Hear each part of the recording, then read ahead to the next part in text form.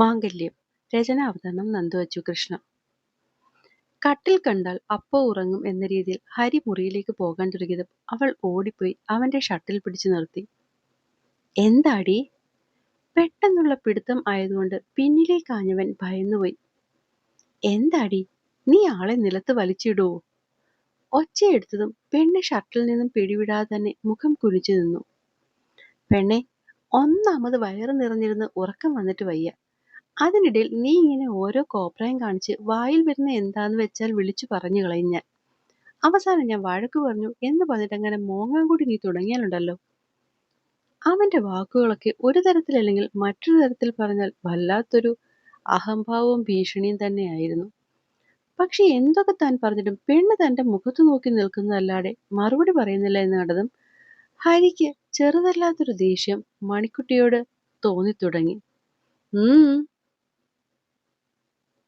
കൺമണി, സത്യമായി എനിക്ക് ഉറക്കം വരുന്നുണ്ട്. നീ ചുമ്മാ ദേഷ്യം പിടിപ്പിക്കാതെ കാര്യം പറവണ്ണേ. ദേഷ്യം എനിക്കും വരുന്നുണ്ട്. ആഹാരം കഴിക്കുന്നതിന് മുന്നേ പറഞ്ഞതൊക്കെ കഴിച്ചു കഴിഞ്ഞ് ഉറക്കം വന്നപ്പോൾ പൊന്നിന്റെ അച്ഛൻ മറന്നു അല്ലേ? പെണ്ണിന് ദേഷ്യവും സങ്കടവും ഒക്കെ ഒരുപോലെ വരുന്നുണ്ടായിരുന്നു. മറന്നോ?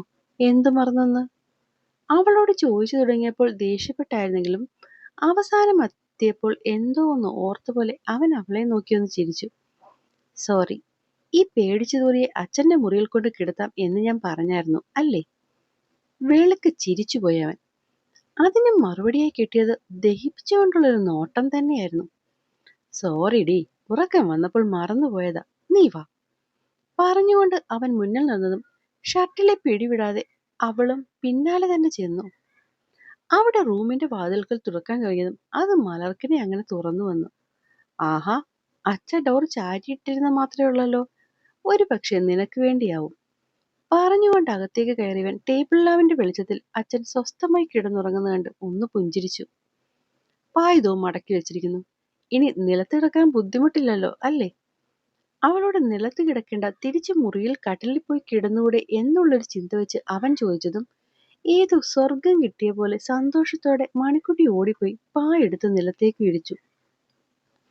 അത് കണ്ടതും താൻ ഇനി എന്തു പറഞ്ഞാലും അവൾ അപ്പുറത്തേക്ക് പോകില്ല എന്ന് ഹരിക്കും ഏകദേശമൊക്കെ ഉറപ്പായി. അതുകൊണ്ട് തന്നെ അവൻ അലമാരി തുറന്ന് തലേണയും പുതപ്പും ഒക്കെ പുറത്തെടുത്ത് അവളുടെ കയ്യിലേക്ക് കൊടുത്തു. ഉറപ്പാണല്ലോ നിലത്ത് കിടക്കാൻ ബുദ്ധിമുട്ടില്ല എന്ന്? ഓർമ്മ വെച്ച കാലം മുതലേ നിലത്ത് കിടക്കുന്ന എന്നോടോ ബാല? ഇരു കണ്ണുകളും ചിമ്മി അവൾ പുഞ്ചിരിയോടെ ചോദിച്ചതും ഹരിക്ക് വല്ലാത്ത സങ്കടം തോന്നി. പൊന്നിന്റെ അച്ഛനെന്തിനാ ഇങ്ങനെ നോക്കുന്നേ? അവന്റെ മുഖം മാറിയത് കണ്ടവൾ അവനോടായി ചോദിച്ചു. എടി, ഇവിടെ പ്രേതവും ഭൂതവും ഒന്നും ഇല്ല. അങ്ങനെ ഉണ്ടായിരുന്നെങ്കിൽ അവരെല്ലാം എന്നേ ഞങ്ങളെ പിടിച്ചേനെ. അതുകൊണ്ട് ചുമ്മാ ആവശ്യമില്ലാത്തത് ചിന്തിച്ച് കാട് കയറണ്ട. നീ അകത്ത് പോയിട്ട് ആ കട്ടിലെങ്ങാണം കിടക്കാൻ നോക്ക്. നിനക്കറിയാൻ വയ്യാത്തതുകൊണ്ടാ, നിലത്ത് ഭയങ്കര തണുപ്പാണ്. പായുണ്ടെന്ന് പറഞ്ഞാലും ഇച്ചിരി കഴിയുമ്പോൾ കോച്ചി പിടിക്കും നിനക്ക്. അതുകൊണ്ട് പറയുന്ന അനുസരിക്ക്, അവിടെങ്ങാണം പോയി കിടക്ക് നീ. അവൻ കാര്യഗൗരവത്തോടെ പറയുന്ന കേട്ടതും പെണ്ണ് അവനെ ഒന്ന് സൂക്ഷിച്ചു നോക്കി. നീ എന്തിനാ ഈ കണ്ണും മിഴിച്ച് നോക്കുന്നത്? ഞാൻ കണ്ണും കൂർപ്പിച്ച് നോക്കിയൊന്നുമല്ല. പൊന്നിന്റെ അച്ഛനെ ഞാൻ ഇതുവരെ പറഞ്ഞ കാര്യങ്ങളൊന്നും മനസ്സിലായില്ലല്ലോ എന്ന് ചിന്തിച്ചു നോക്കിയതാണ്. എന്തും മനസ്സിലായില്ലെന്ന്? ഇത്തവണ അവള് പറയുന്നത് മനസ്സിലാവാതെ നിന്നത് അവനായിരുന്നു. എന്റെ പൊന്നിന്റെ അച്ഛാ, അങ്ങനെ ഈ ഭൂതവും പ്രേതവും ഒന്നും എല്ലാവരുടെ അടുക്കിലേക്കും ചെല്ലാറില്ല. പിന്നെ? പായയിൽ ചമ്മണപ്പൊട്ടിട്ടിരുന്ന് പുതപ്പൊക്കെ എടുത്ത് വിരിച്ച് കിടക്കാൻ കൊടുത്ത തലേണ മടിയിലേക്ക് കെട്ടുപിടിച്ചുകൊണ്ട് പെണ്ണ് കാര്യത്തോടെ പറഞ്ഞതും അതുവരെ അച്ഛന്റെ ഉറക്കം അല്പം പോലും ഡിസ്റ്റർബ് ആകാതെ ഇരിക്കാൻ വേണ്ടി പതിഞ്ഞ ശബ്ദത്തിൽ സംസാരിച്ചു കൊണ്ടിരുന്നവൻ ഇത്തിരി ഉച്ചത്തിൽ ചോദിച്ചുകൊണ്ട് മേശമേലെ ചാരി നിന്നു. അതെന്താന്നറിയോ? ചില പ്രേതങ്ങൾക്ക് ചില നാളിലുള്ള ആൾക്കാരെ കാണാൻ പറ്റൂ. അങ്ങനെ അവർക്ക് പ്രിയപ്പെട്ട നാള് ഇതുവരെ ഈ വീട്ടിലുള്ള ആർക്കും ഉണ്ടായി കാണില്ല. അതാ നിങ്ങളാരും കാണാതിരുന്നത്. കണ്ണൊക്കെ മുളപ്പിച്ച് മുഖമൊക്കെ വലുതാക്കി അത്രയും കാര്യത്തോട് പറയുന്നുള്ള കേൾക്കെ ഹരിക്ക് അറിയാതെ തന്നെ ചിരി വന്നുപോയി. ഓ, അങ്ങനെയായിരുന്നോ? അപ്പോ നീ പറഞ്ഞു വരുന്നതിന്റെ അർത്ഥം ഇതുവരെ ഈ വീട്ടിലുള്ള നാളുകാരി ഒന്നും പ്രേതങ്ങൾക്ക് വേണ്ടായിരുന്നു, ഇപ്പൊ നീ വന്നതുകൊണ്ട് നിന്നെ അവർക്ക് വേണമെന്ന്. എങ്ങനെ, കറക്റ്റ് അല്ലേ? കറക്റ്റ്. ഇപ്പോൾ പൊന്നിന്റെ അച്ഛന് കാര്യങ്ങളുടെ വശം പിടികിട്ടി വരുന്നുണ്ട്. താൻ പറഞ്ഞത് അവന് മനസ്സിലായി എന്നറിഞ്ഞതും മണിക്കുട്ടിക്ക് സംസാരിക്കാനുള്ള ആകാംക്ഷ അങ്ങ് കൂടി. അങ്ങനെയെങ്കിൽ ഞാനൊരു സംശയം ചോദിച്ചോട്ടെ? ഉം നീ ഇതിലെ ഇരുട്ടിൽ വെളുപ്പിനെയൊക്കെ നിന്റെ പശുവിന്റെയും മറ്റേ കോഴിയുടെയും ഒക്കെ കാര്യങ്ങൾ നോക്കാൻ വേണ്ടി ആ വീട്ടിൽ നടന്നിരുന്നതല്ലേ? എന്തേ അപ്പൊ നിന്റെ ഈ പ്രേതങ്ങളൊന്നും നിന്റെ അടുത്ത് വന്നില്ലേ? അവന്റെ ആ ചോദ്യം കേട്ടതും പെണ്ണ് ആ കണ്ണിലേക്ക് നോക്കി. ആ, ഒരിക്കൽ വന്നിരുന്നു. ഏ അവളെ കളിയാക്കാൻ വേണ്ടിയാണ് ചോദിച്ചെങ്കിലും ഇത്തവണ ഹരി ശരിക്കും ഞെട്ടിപ്പോയി. സത്യം പൊന്നിന്റെ അച്ഛാ, എനിക്ക് കുഞ്ഞിലെ മുതൽ ഇരുട്ട് ഭയങ്കര പേടിയാണ്. ഭൂതവും പ്രേതവും എന്നൊക്കെ എഴുതി വെച്ചാൽ പോലും ഞാൻ വിറച്ചു ചാകും. അങ്ങനെ ഒരിക്കലും ഞാൻ എന്തോ കണ്ടു പേടിച്ചിരുന്നു. അച്ഛനൊക്കെ മരിച്ചതിന് ശേഷമാണ്. അന്ന് അമ്മ അവിടെ ഒരു ക്ഷേത്രത്തിലെ തിരുമേനിയെ കൊണ്ട് എനിക്കൊരു രക്ഷ തകിടാക്കി കെട്ടിരുന്നു.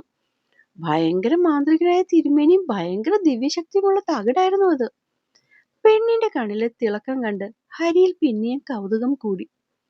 ഇത്രയും കാലം അതെന്റെ കഴുത്തിലുള്ളത് കൊണ്ട് എന്നെ ഒരു പ്രേതവും പിടിക്കാതെ ഞാൻ രക്ഷപ്പെട്ടു പോയത്. പക്ഷേ ഇപ്പോ പറയുമ്പോൾ അവളുടെ കണ്ണുകൾ തന്നു. ഇപ്പൊ എന്തു പറ്റി? അവൻ പെട്ടെന്ന് കയറി ചോദിച്ചു. ഇന്നത്തെ പിടിവലിയിൽ അത് പൊട്ടിപ്പോയി. രാത്രിയിൽ എന്നത്തെയും പോലെ കഴുത്തിലെ തകിടിൽ പിടിച്ച് പ്രാർത്ഥിക്കാൻ പോയപ്പോഴാണ് അതവിടെ ഇല്ലാന്ന് ഞാൻ കണ്ടത് തന്നെ. അത് പറയുമ്പോൾ അവക്ക് വല്ലാത്ത സങ്കടമായിരുന്നു. അപ്പോഴാണ് ഹരിയും അവളുടെ കഴുത്തിലെ കറുത്ത ചരടും എപ്പോ കണ്ടുമറന്ന ആ തകിടിനെ പറ്റിയും പിന്നെയും ഓർക്കുന്നത്. ഓ, അപ്പൊ ആ കിടന്ന സാധനത്തിന് അത്രയും കഥയുണ്ടായിരുന്നു പറയാനല്ലേ? മനസ്സിൽ ചിന്തിച്ചു തീർന്നില്ല. അപ്പോഴേക്കും അവൾ അടുത്തത് തുടങ്ങി. അതെന്റെ കഴുത്തിലുണ്ടായിരുന്നെങ്കിൽ ഞാൻ പുഷ്പം പോലെ ആ മുറിയിൽ ഒറ്റയ്ക്ക് കിടന്നേനെ. ഇത്തവണ അവള് നിലത്ത് കിടക്കുന്ന സങ്കടമൊക്കെ മാറി ചിരി വന്നുകൊണ്ടാണ് അവൻ മൂളിയത്. എങ്കിലൊക്കെ നിന്റെ തിരുമേനി ആ ക്ഷേത്രത്തിൽ തന്നെ ഉണ്ടോ എന്നൊന്ന് അന്വേഷിക്കൂ. ഉണ്ടെന്ന് അറിയുകയാണെങ്കിൽ നമുക്ക് അതുപോലെ ഒരു 2-3 വാങ്ങി വെക്കാം. അങ്ങനെയാണെങ്കിൽ ഒന്ന് പോകുമ്പോൾ അപ്പൊ തന്നെ നമുക്ക് അടുത്തതും കെട്ടാമല്ലോ. അവൻ ചിരിച്ചുകൊണ്ട് പറഞ്ഞത് പെണ്ണിന്റെ മുഖം ഒരു കൊട്ടയ്ക്കായി. പൊന്നിന്റെ അച്ഛൻ എന്നെ കളിയാക്കാണ് അല്ലേ? അവൾ ഇത്തിരി കലിപ്പോടെ ചോദിച്ചു. ഏ ഞാൻ നിന്നെ കളിയാക്കുമോ? പ്രത്യേകിച്ചും പ്രേതങ്ങളും ഭൂതങ്ങളുമായിട്ടൊക്കെ നേരിട്ട് പരിചയമുള്ളവളെ. ഇത്രയും കാലം എനിക്ക് ഡൗട്ട് മാത്രമായിരുന്നു നിനക്ക് ഈ പ്രേതങ്ങളുടെ സ്വഭാവം എങ്ങനെ കിട്ടിയെന്ന്. പക്ഷെ ഇപ്പൊ മനസ്സിലായി സഹവാസം കൊണ്ട് കിട്ടിയതാണെന്ന്. എന്തായാലും കൊള്ളാം, എൻജോയ് എൻജോയ്. ഇങ്ങനെ കൊണ്ട് വാമനൻ. അവളെ കളിയാക്കി അറിയാതെ ഉറക്കെ ചിരിച്ചതും പെണ്ണ് അവളെ പല്ല് ഞെരിച്ചുകൊണ്ട് കടക്കണ്ണിൽ ദേഷ്യം പിടിപ്പിച്ചുകൊണ്ട് അവനെ സൂക്ഷിച്ചു നോക്കി. ഉറക്കം എഴുന്നേറ്റിട്ടും പിന്നെയും ചരിഞ്ഞും മറിഞ്ഞും അവൻ കുറെ നേരം കൂടി കിടന്നു. സാധാരണ എഴുന്നേൽക്കുന്നതും ഒരുപാട് താമസിച്ചുമാണ് അകത്ത് ഇരച്ചെത്തുന്ന വെളിച്ചം പറയുന്നുണ്ട്. എന്നിട്ടും എഴുന്നേൽക്കാൻ മടി അനുവദിക്കുന്നില്ല. ഒന്നാമത് താമസിച്ചുള്ള കിടത്തം, അതിന്റെ ഒപ്പം ഇന്നുവരെ ഇല്ലാത്ത വിധത്തിൽ വീണ്ടും വീണ്ടും കട്ടിൽ തന്നെ കിടക്കാൻ തോന്നുന്നു എന്ന പോലൊരു തോന്നലും. സാധാരണ കണ്ണു തുറക്കുമ്പോഴേ ഇടതുവശത്ത് മോളെ കണ്ടില്ലെങ്കിൽ വെപ്രാളത്തിൽ ചാടി എഴുന്നേൽക്കുന്നവന് ഇന്ന് കുഞ്ഞ് എവിടെയുണ്ടാകും എന്നറിയാവുന്ന സമാധാനത്തിലാണെന്ന് തോന്നും പിന്നെയും ആ കിടത്തം കിടക്കാൻ തോന്നിയത്. അവളെ ഓർക്കുമ്പോഴേ ഓർത്തത് കറുത്ത ചരടുമായി പ്രേതത്തെ പേടിപ്പിക്കാൻ വേണ്ടി നിൽക്കുന്നവളെയാ. അത്രയും ആലസ്യത്തിലും ഹരി അറിയാതെ ഉറക്കെ ചിരിച്ചുപോയി. എന്നാലും ഇന്നത്തെ കാലത്ത് ഒരു ചരടുമായി ഭൂതത്തെ പ്രേതത്തെയും ഒക്കെ പേടിപ്പിക്കാൻ ശരിക്കും ഇവക്ക് മാത്രമേ കഴിയൂ. നേരെ കിടന്നവൻ കമിഴ്ന്ന് കിടന്ന് കുറച്ചു നേരം കൂടി കിടന്നതും മയങ്ങിപ്പോയി. പിന്നെ എഴുന്നേൽക്കുമ്പോൾ നേരം നല്ലോണം കഴിഞ്ഞിരുന്നു. ഇഷ്ടമുണ്ടായിട്ടല്ല, വാച്ചിലെ സമയം 9:30 കഴിഞ്ഞെന്ന് തോന്നിയതുകൊണ്ടായിരുന്നു ആ എഴുന്നേൽപ്പ് തന്നെ. അവൻ എഴുന്നേറ്റുന്ന നേരെ നിന്ന് ഇടത്തും വലത്തുമൊക്കെ തിരിഞ്ഞ് നല്ലോണം സ്ട്രെച്ച് ചെയ്തു. ഒന്ന് ഓക്കെ ആയെന്ന് തോന്നിയതും നേരെ ബാത്റൂമിൽ കയറി. പിന്നെ കുളിച്ച് പുറത്തിറങ്ങി നേരെ സിറ്റൗട്ടിലേക്ക് പോകാൻ തുടങ്ങിയവൻ അടുക്കളയിലെ കോലാഹലം കേട്ട് അറിയാതെ അവിടേക്ക് നടന്നു. അടുത്തേക്ക് ചെല്ലുന്തോറും ഉച്ചത്തിൽ ഏതോ പാട്ട് കേൾക്കുന്നുണ്ട്. FM രാവിലെ അച്ഛൻ വെക്കുന്ന ശീലമുള്ളതുകൊണ്ട് അതിന്റെ സ്വരമാണ്. പക്ഷെ ഇന്ന് പതിവിലും ഉച്ചത്തിലാണ് ശബ്ദം. ഒപ്പം അതിനെ ഭേദിക്കാൻ എന്ന പോലെ ഒരു കുഞ്ഞു സ്വരവും പിന്നെ ഒരു നീണ്ട കാളരാഗവും. കിളിയേ കിളിയേ. പുറത്തുനിന്ന് കേൾക്കുന്ന കാറിക്കൂവൽ കൂടുതൽ ഉച്ചത്തിൽ കേട്ട് അകത്തേക്ക് ചെല്ലുന്നവൻ അവിടെ കണ്ട കാഴ്ചയിൽ ശരിക്കും ഞെട്ടി. കുഞ്ഞിപ്പെണ്ണിനെ എടുത്ത് എളിൽ വെച്ച് കയ്യിലൊരു തവിയുമായി ഇടത്തോട്ടും വലത്തോട്ടും ചാടിത്തുള്ളി ഡാൻസ് കളിക്കുന്ന ഒരു വലിയ സാധനം. ഡി കൂവലും തുള്ളലും ഒക്കെ ആയതും ഹരി മണിക്കുട്ടിയെ വിളിച്ചു. പെണ്ണിന്റെ ചാട്ടത്തിൽ രണ്ടുപേരും കൂടി എപ്പോ വേണമെങ്കിലും വീഴും എന്നൊരു തോന്നലാണ് ഹരിക്ക് ആദ്യം വന്നത്. കാരണം അവൾ ഇട്ടിരിക്കുന്ന ലോങ് പാവാടയിലാണ് മിക്കപ്പോഴും തുള്ളുന്നതിനിടയിൽ മുൻകാലുകൾ പോയി തട്ടി അവൾ വീഴാൻ നോക്കും. അപ്പോഴൊക്കെ തവിയും പിടിച്ച് പാദത്തിൽ ചാരി നിന്ന് ഒന്ന് നേറ്റിയെടുത്ത് അവൾ വീണ്ടും തുടങ്ങും തുള്ളാൻ. എടി അടുക്കളവാതിൽ നിന്ന് വിളിച്ചവൻ അവർക്കടുത്തേക്ക് നടന്നു നിന്നു. എവിടെ? റേഡിയോയുടെ ഒച്ചയിൽ ആര് കേൾക്കാൻ? കൺമണി. ഇത്തവണ ദേഷ്യത്തിൽ അത്രയും ഉളിക്ക വിളിച്ച നേരം കൊണ്ട് തന്നെ കരണ്ടും പോയി. പെട്ടെന്ന് കേട്ട സംഗീതം നിൽക്കുകയും അതിലും വലുതായി വേറൊരുവന്റെ ഒച്ച പിന്നിലായി കേൾക്കുകയും കൂടി ചെയ്തതും ഞെട്ടിക്കൊണ്ട് തിരിഞ്ഞവളുടെ കാലിടറി അവൾ കുഞ്ഞുമായി പിന്നിലേക്ക് ചാഞ്ഞു. ഹരിയുടെ ഹൃദയം ഒരു നിമിഷം നിന്നുപോയി. അവൻ ഓടിപ്പോയി രണ്ടിനെയും ഒരുപോലെ നെഞ്ചിലേക്ക് അമർത്തി പിടിച്ചു. കുഞ്ഞിനെ വലതു കൈയിലേക്ക് താങ്ങിയവൻ ഇടത് കൈകൊണ്ട് അവളെ പൂർണ്ണമായും നെഞ്ചോട് ചേർത്താണ് പിടിച്ചത്. കുളി കഴിഞ്ഞ് ഇറങ്ങി വന്നതുകൊണ്ട് തന്നെ മുകളിലെ 2 ബട്ടൺ തുറന്നു കിടന്നതോടെ അവളുടെ മുഖം അവന്റെ നഗ്നമായ നെഞ്ചിൽ ഇടിച്ചു നിന്നു. ചുണ്ടുകൾ അറിയാതെയാണെങ്കിലും ചുംബനം പോലെ അവന്റെ ഹൃദയമിടിപ്പിനെ തൊട്ടുരുമ്മി. അറിഞ്ഞോ അറിയാതെയോ രണ്ടുപേരുടെയും ശ്വാസം ഒരുപോലെ നിന്നുപോയ നിമിഷം അവന്റെ നെഞ്ചിലെ രോമക്കാടുകളിൽ വാശിയോടെ പറ്റിപ്പിടിച്ചിരുന്ന നീർത്തുള്ളികൾ അത്രയും അവളുടെ മുഖമാകെ പടർന്നു. അത്രയും നേരം അറിയാതിരുന്ന ഒരു തണുപ്പ് ശരീരത്തെ തൊട്ടു നിന്നെങ്കിലും മണിക്കുട്ടി ആ നിമിഷം അതൊന്നും അറിഞ്ഞില്ല. അത് തന്നെയായിരുന്നു ഹരിയുടെയും അവസ്ഥ. ആ നേരം വരെ നേരിയ ഒരു തണുപ്പോടെ നിന്നവന്റെ നെഞ്ചിലേക്ക് കിട്ടിയ ചെറു ചൂട് അവനെയും ഒന്നുലച്ചു. പക്ഷെ എല്ലാത്തിലെയും അധികം ഭയമായിരുന്നു രണ്ടുപേരിലും മുന്നിട്ട് നിന്നത്. അതുകൊണ്ട് തന്നെ അങ്ങനെ ഒരു നിമിഷം ഇരുവരും ഒന്നും അറിഞ്ഞില്ല. മണിക്കുട്ടിയും കുഞ്ഞും ശരിക്കും ഭയന്നുപോയി. അതിലും അപ്പുറമായിരുന്നു അവരെ ചേർത്ത് പിടിച്ചിരുന്ന ഹരിയുടെ അവസ്ഥ. ഇത്തിരി നേരം വല്ലാതെ നിശബ്ദമായി നിന്നിടത്ത് നിന്ന് പൊന്നിന്റെ ശബ്ദമാണ് രണ്ടുപേരെയും ഞെട്ടിച്ചത്. ഹരി സൂപ്പർമാനാ? അവന്റെ നെഞ്ചിൽ തന്നെ കൈവച്ച് പെണ്ണ് കൊഞ്ചിക്കൊണ്ട് ചോദിച്ചതും ഹരിയുടെ മുഖം അങ്ങ് മാറി. സൂപ്പർമാൻ അല്ലടി, സ്പൈഡർമാൻ. ഞാൻ ഒന്ന് പിടിച്ചില്ലായിരുന്നെങ്കിൽ എന്താകുമായിരുന്നു രണ്ടും കൂടെ? ദേഷ്യത്തിൽ മണിക്കുട്ടിയും പൂവിനെ നോക്കി കലിപ്പിച്ചുകൊണ്ട് അവൻ പറഞ്ഞതും ഉയർന്ന ഹൃദയമിടിപ്പോഴും താഴാതെ നിന്നവൾ അവന്റെ നെഞ്ചിൽ കൈവച്ചുകൊണ്ട് തന്നെ മുകളിലേക്ക് ഉയർന്നു നോക്കി. എന്തടി ഉണ്ടക്കണ്ണി കണ്ണും പെരുപ്പിച്ച് നോക്കുന്നത്? ഇത്രയും വലിയ കൊച്ചിനെ എടുക്കാനുള്ള ആരോഗ്യം നിനക്കുണ്ടോ? ആകെ കപ്പലണ്ടി കുരു പോലെ ഇരിക്കുന്ന നീയാണ് ഈ കുഞ്ഞിനെയും എടുത്തുകൊണ്ട് ഡാൻസ് കളിക്കുന്നത്. അവൾക്കൊറ്റയ്ക്ക് നിൽക്കാൻ വയ്യ. അപ്പോഴാ പറയുന്നതിനൊപ്പം തന്നെ പെണ്ണിന്റെ കയ്യിലിരുന്ന കുഞ്ഞിനെയും അവൻ വലിച്ചെടുത്തു. അത് കേട്ടത് മണിക്കുട്ടിയുടെ മുഖം വിറഞ്ഞു കയറി. ദേഷ്യത്തിൽ എന്തോ അവന് മറുപടി കൊടുക്കും മുന്നേ തന്നെ അവന്റെ അടുത്ത കൗണ്ടറും എത്തി. ആകെ ഒരു ഇത്തിരി നീളത്തിൽ കപ്പലടിച്ചേട്ടൻ അത്രേ ഉള്ളലോടി നീ. എന്നിട്ടും എന്തൊരു അഹങ്കാരമാ നിനക്ക്? കൊച്ചുമായി തുള്ളിക്കളിക്കാൻ നടക്കുന്നു. ആശു. അത് കേട്ടതും പെണ്ണിന് പിന്നെ പിടിച്ചു നിൽക്കാൻ പറ്റില്ല. ആര് പറഞ്ഞു എനിക്ക് മോളെ എടുക്കാൻ പറ്റില്ലെന്ന്?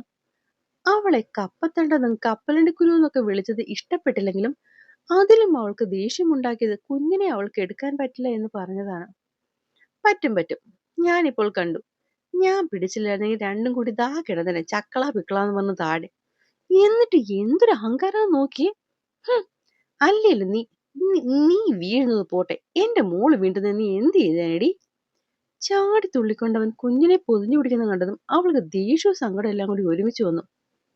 ഞാൻ വീണാലും മോളെ ഞാൻ വീഴിക്കില്ല. ശബ്ദം നല്ലോണം അങ്ങ് നേർത്തു. അപ്പോഴേക്കും അവളുടെ കണ്ണ് നിറഞ്ഞു വരുന്ന കണ്ട ഹരി കൂടുതൽ എന്തെങ്കിലും പറയും മുന്നേ തന്നെ കുഞ്ഞുമായി പുറത്തേക്ക് നടക്കാൻ തുടങ്ങി. അവനറിയാം അവൾ വീണാലും കുഞ്ഞിനെ വീഴിക്കില്ല എന്ന്. എന്നാലും ഇത് താനും കൂടി സമ്മതിച്ചു കൊടുത്താൽ ഇതിന്റെ ഇരട്ടിയാവും രണ്ടും കൂടി ഇനി കാണിക്കാൻ പോകുന്ന പാട്ടും കൂത്തുമൊക്കെ.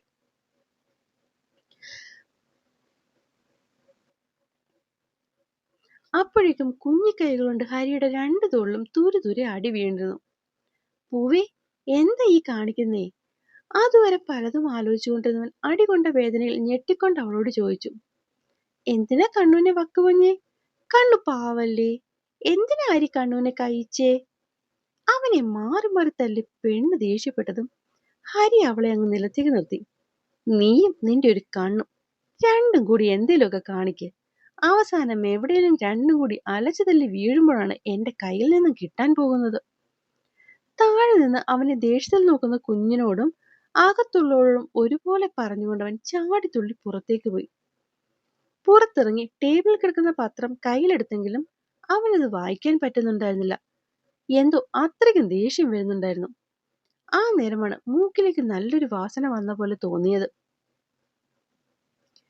അവൻ ഇടയ്ക്ക് ചരിഞ്ഞു നോക്കിയതും ഒരു നിഴല് അകന്നു പോകുന്നതിന്റെ ബാക്കി മാത്രം അവൻ കണ്ടു.